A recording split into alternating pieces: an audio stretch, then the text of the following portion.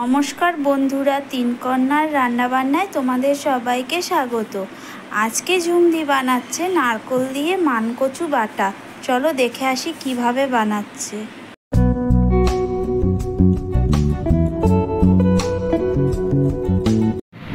মানকচু বাটা করার জন্য আমি মানকচুর খোসাটা ফেলে নেব।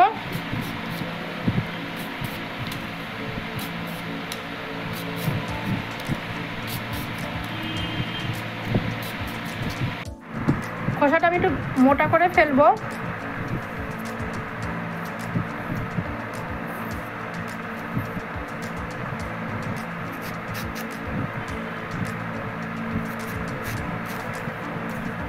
এইভাবে আমি এই কচুটাও কেটে নেব।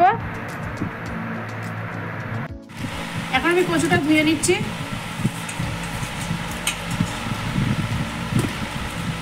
মানকচুর খোসা ফেলে কেটে নিয়েছি। এখন আমি গ্রেটারে গ্রেট করে নেব। বন্ধুরা, আপনারা যারা আমাদের ভিডিও দেখতে শুরু করে দিয়েছেন কিন্তু এখনও লাইক দেননি, প্লিজ একটা লাইক দিয়ে দিন। এখন আমি গ্রেট করে নিচ্ছি।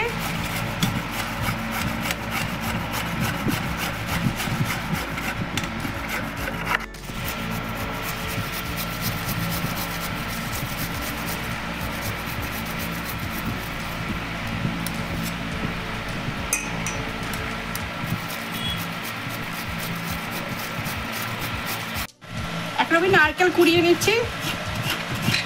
সব নারকেল কোরানো হয়ে গেছে। আমি কচুতে দিচ্ছি কটা কাঁচা লঙ্কা, সর্ষে, আমি হলুদ সর্ষে দিলাম, আপনারা কালো সর্ষে দিলে দিতে পারেন। এখন বেটে নেব।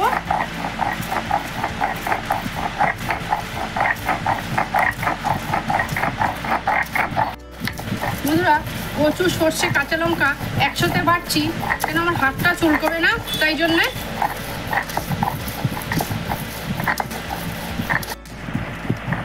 আমাদের চ্যানেলে যদি কেউ নতুন এসে থাকেন, আমাদের চ্যানেলটা সাবস্ক্রাইব করে আমাদের পাশে থাকবেন। বন্ধুরা, আমাদের বাড়ির মানকচুতে এমনিতেও মুখ চুলকায় না, তা আমাদের নারকেল, সর্ষে, কাঁচা লঙ্কা পড়ছে, তাতে চুলকানোর কোনো কারণই নেই। বন্ধুরা, মানকচু বাটার সময় অনেকেই মিক্সিতে বাটেন। আমাদের মিক্সিতে বাটা ভালো লাগে না, শিলে বাটাই মানকচু বেশি টেস্ট লাগে। বন্ধুরা, অনেকেই মানকচু বাটার সময় মানকচুর রসটা ফেলে দেয়। আমরা মানকচুর রসটা ফেলি না। আপনারা কে কেমনভাবে বাটেন আমাদের কমেন্টের মাধ্যমে জানাবেন। কচুটা একবার বাটা হয়ে গেছে। এখন আমি নিয়ে নেব কোরানো নারকেল। কচু আর নারকেল আবার একসাথে বাটবো।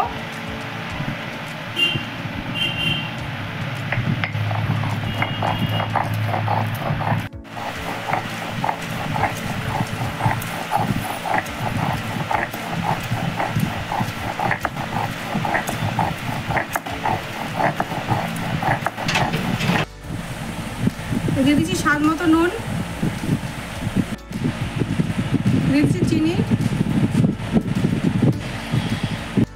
এখন একসাথে মিশিয়ে নেব।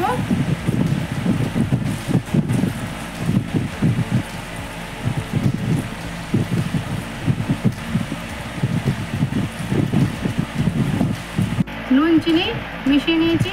এখন একটু হালকা করে বেটে নেব।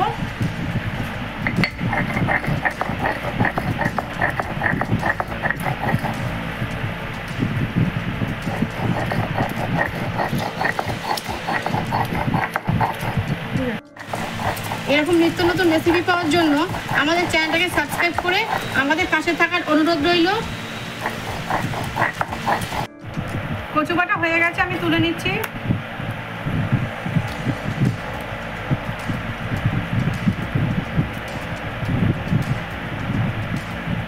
রেসিপিটা হয়ে গেছে। আমি এখন দিয়ে দেবো কাঁচা সর্ষের তেল।